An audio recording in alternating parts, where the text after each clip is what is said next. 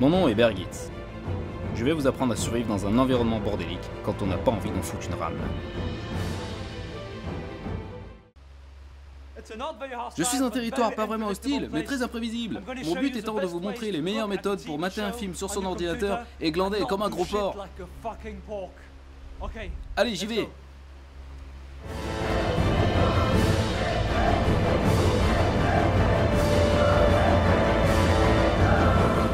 La première chose à faire avant d'allumer l'ordinateur pour mater une série ou un film est de trouver un abri.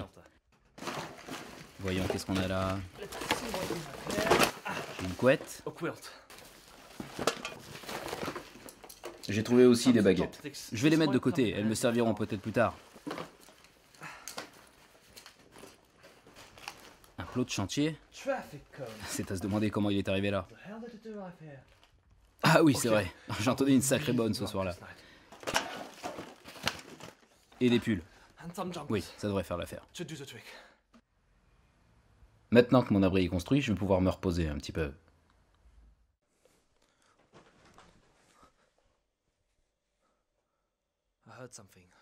J'ai entendu un bruit. C'est peut-être la famille d'opossums qui vit sur mon lit depuis une semaine. C'est pas très confortable, mais ça me permettra de reprendre des forces. Je dois absolument trouver quelque chose à manger. Ça va pas être facile. On m'a raconté une fois l'histoire d'un geek qui s'est fait un marathon de Game of Thrones, sans s'assurer d'avoir le numéro du livreur de pizza à portée de main. On l'a retrouvé 2 jours plus tard, en slip dans un coin de sa chambre, déshydraté et désorienté. Ça lui a sauvé la vie, mais il a eu de la chance. Oh, attendez. Je viens de découvrir un paquet de chips. Avec de la chance, il en reste un peu au fond. Si, il y a quelques miettes. Les chips contiennent du sel, du glucose, des protéines et des acides carrément gras, donc ce n'est pas négligé. Ça me permettra de tenir un petit peu. Allez, on y va.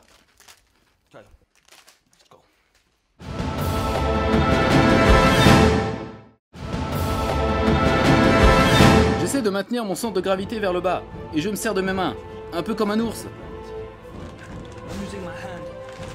Ah, putain de sa race.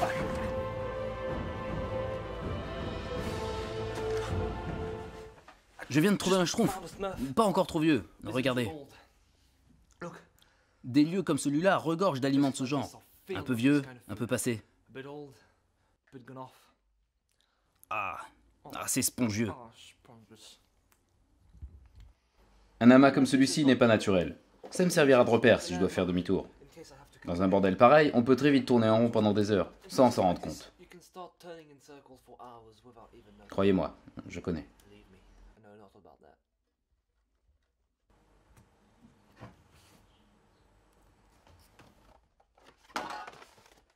Tout ça est vide.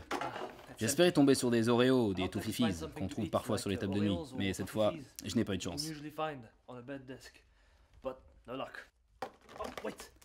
De la sauce pomme frite. J'ai repéré un tas de biscottes en temps. Ça devrait bien se marier.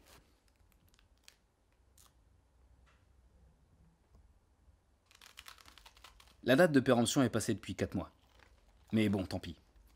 Ah, c'est vraiment pas bon. Mais dans cette situation, je n'ai pas le luxe de faire mon difficile. J'ai commis une erreur. J'ai laissé mon portable sur le bureau là-bas. Je dois trouver le moyen de le récupérer, car je viens de penser à un truc drôle que je voudrais mettre sur Facebook. Mais je n'ai pas beaucoup de temps. La lumière à travers les volets que j'ai la flemme d'ouvrir commence à s'estomper. Je construis alors une sorte de grappin qui me permettra d'atteindre le portable. Pour ce faire, j'attache solidement ensemble avec du scotch trouvé dans mon lit, un manche à balai, les baguettes que j'avais mises de côté tout à l'heure, ainsi qu'une sardine qui date d'un camping dans les Cévennes en 2011. Il ne me reste plus qu'à y attacher mon slip. Hop, le slibard est parti. Oh, vous pouvez me croire, il fait très froid. Je dois m'activer pour réchauffer mon corps. Et voilà, un filet à trappe portable, fabrication maison. C'est une entreprise à risque, mais même après plusieurs essais foirés, je dois quand même persévérer. Ça y est, je l'ai eu. Ah, bordel à cul. Je suis sauvé maintenant. Je peux commander ma pizza et mater mon film.